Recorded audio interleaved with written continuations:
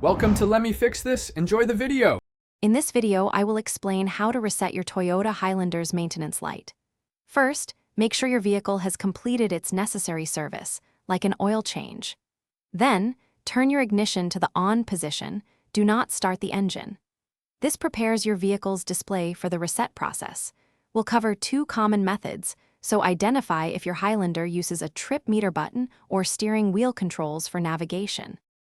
For many Highlander models, the trip meter method is effective. First, with the ignition on, press the trip meter button until trip A appears. Next, turn the ignition completely off. Now, press and hold that same trip meter button while turning the ignition back to the on position, but without starting the engine. Keep holding for several seconds until the display shows a series of dashes, then all zeros. Once you see zeros, release the button. If your Highlander has a multi-information display and steering wheel controls, this method is for you. With the ignition on, use the arrow buttons on your steering wheel to find the Settings menu, usually represented by a gear icon. Scroll down to select Scheduled Maintenance or Oil Maintenance. Then, choose Reset Data and confirm with Yes. A message will appear, confirming the reset is complete. After performing the reset, start your Highlander's engine to confirm the maintenance light is off.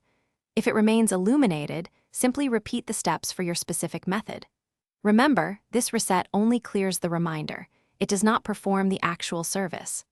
Always ensure your vehicle has received its necessary maintenance, such as an oil change, before resetting the light.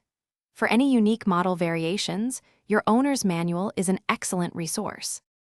Thanks for watching. If you found this helpful, don't forget to like and subscribe.